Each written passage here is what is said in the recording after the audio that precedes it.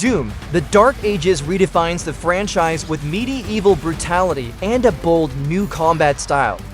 Parry-focused melee, dragon riding, and a gothic world replace speed with raw power. It's not just a prequel, it's Doom Reborn, darker, heavier, and more relentless than ever. Doom is back, but this time, it's not about speed, it's about strength. Doom: The Dark Ages takes a massive creative leap by trading futuristic tech for medieval brutality, reimagining the franchise as a dark fantasy prequel to Doom 2016 and Doom Eternal. This is the origin of the Slayer, his rise among the Night Sentinels, and the war that shaped Hell itself.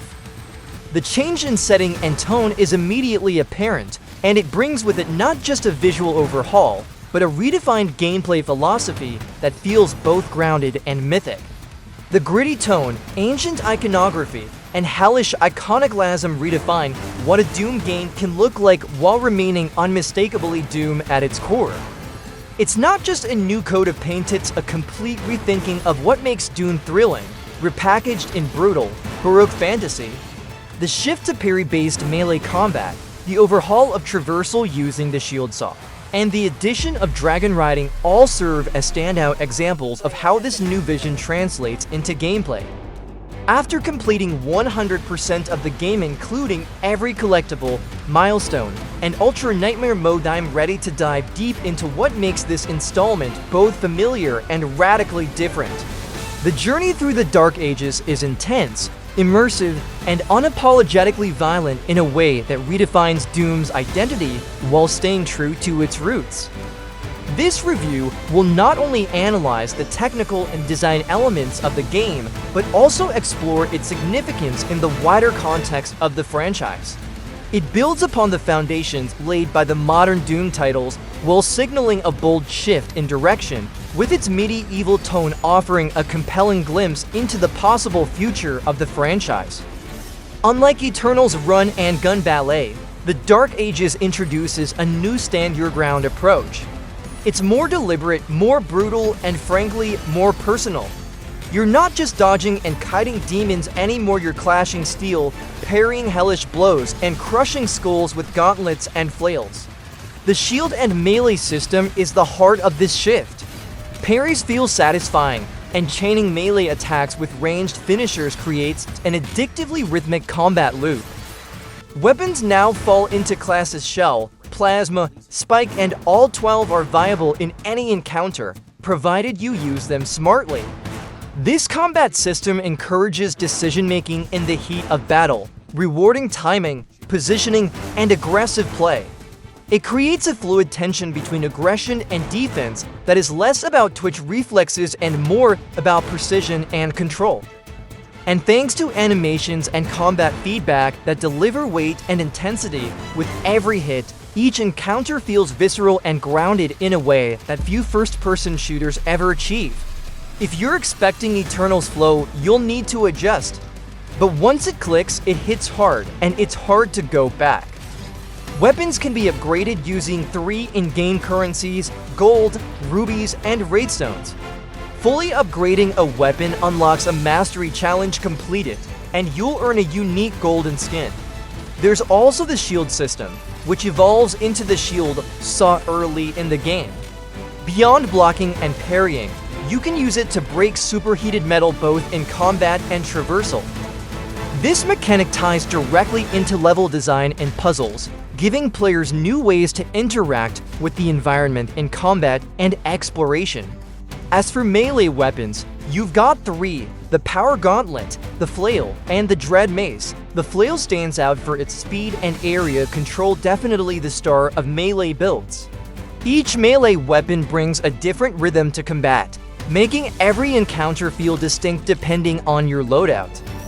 For instance, the Flail allows for quick, sweeping strikes that control space effectively, while the Dread Mace delivers slow, but devastating blows that demand more deliberate timing and positioning.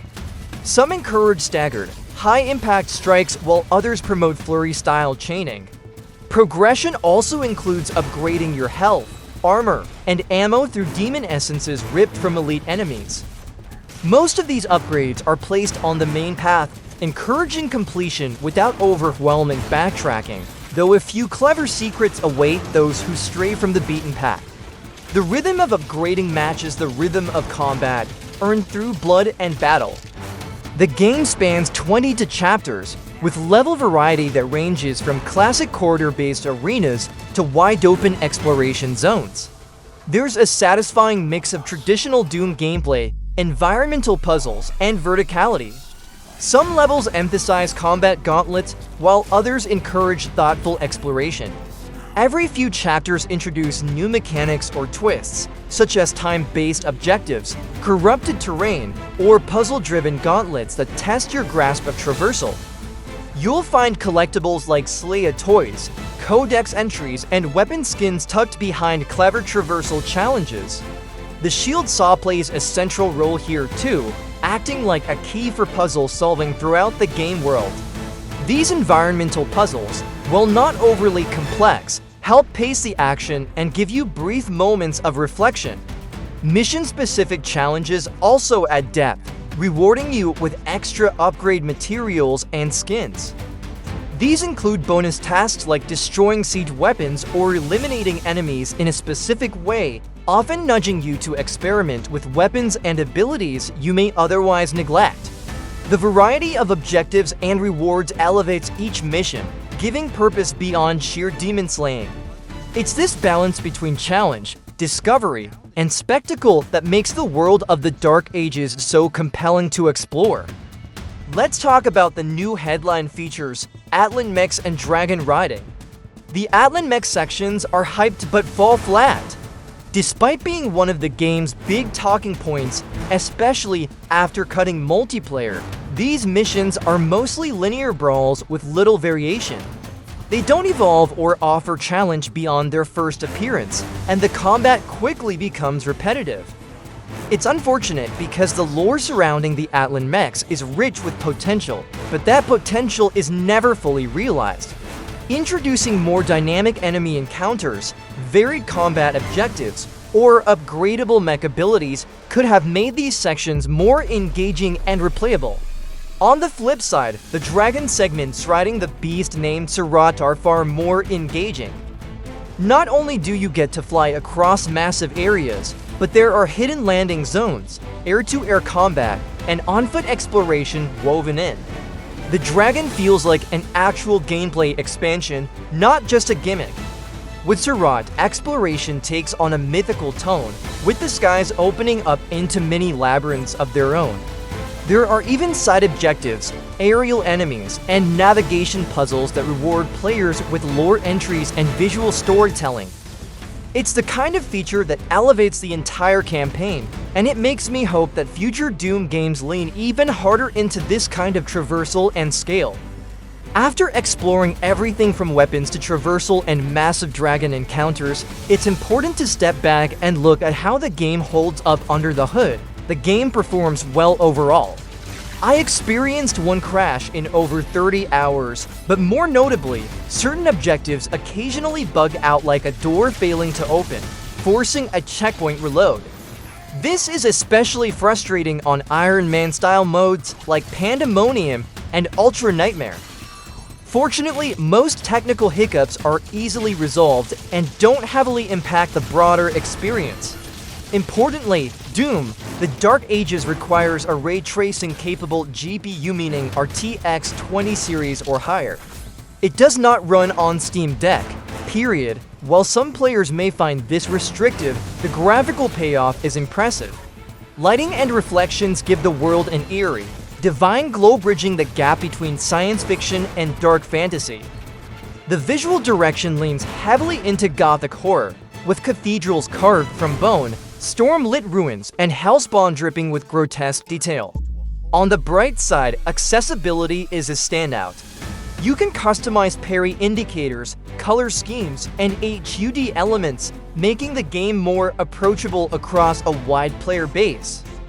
These options, alongside controller remapping and visual cues, signal a growing awareness of diverse player needs.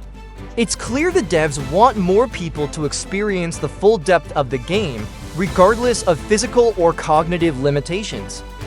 The game features preset difficulty tiers from Aspiring Slayer to Ultra Nightmare, but it's the modular modifiers that make the Dark Ages special. Want to tweak enemy health, damage, or permadeath mechanics? You can.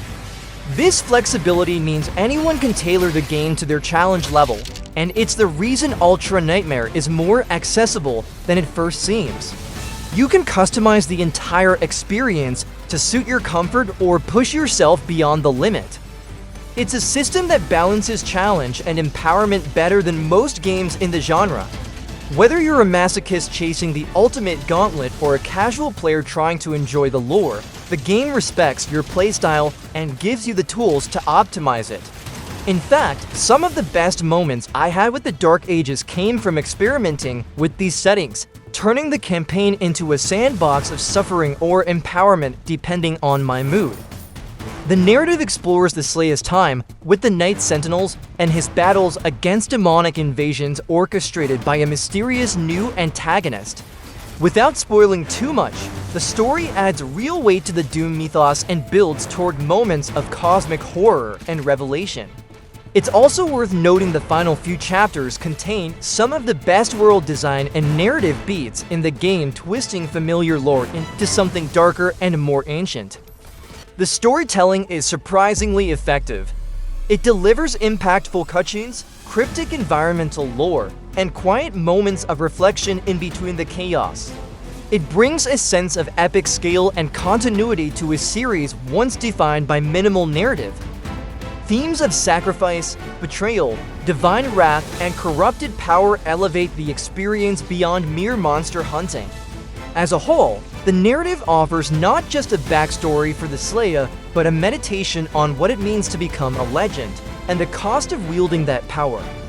Combat in the Dark Ages is layered, rewarding, and challenging. While some fans may miss the breakneck speed of previous entries, the slower, more tactical approach offers depth. Every fight becomes a micro-strategy: which weapon to use, when to parry, when to close the gap or retreat. There's less reliance on glory kills this time. Instead, health and ammo are restored via melee strikes and resource-efficient shield throws. This fuels a satisfying loop of high-risk, high-reward engagements that never feel repetitive, especially with enemies that require proximity to drop their shields or expose weak points. The BFG is still here too, and yes, it still clears rooms with style. Each arena is a brutal dance of calculated aggression and split-second decision-making. The variety of enemy types, combined with the tactical flexibility of your arsenal, keeps combat feeling fresh even deep into the campaign. For example, the Hellborn Juggernaut forces you to use ranged plasma attacks to overheat its armor before closing in for a parry-based takedown, shifting your usual rhythm and keeping you on your toes. The real joy comes from mastering the battlefield, not just surviving it. From smaller fodder demons that exist to fuel your resources to mini-bosses with elaborate movesets and distinct counterplay mechanics, every moment in the Dark Ages is a test of your will and your wits. Doom, the Dark Ages is a bold reinvention that may split fans, but it earns its place in the franchise. The slower pace, heavier focus on melee, and medieval setting might not be for everyone. But once you settle into its rhythm, this is one of the most creatively ambitious shooters in years. It offers deep, satisfying combat, a well-crafted progression system, stunning visuals, and a solid campaign that's worth the ride. The attention to thematic cohesion, from sound design to visual style, shows a team confident in their vision.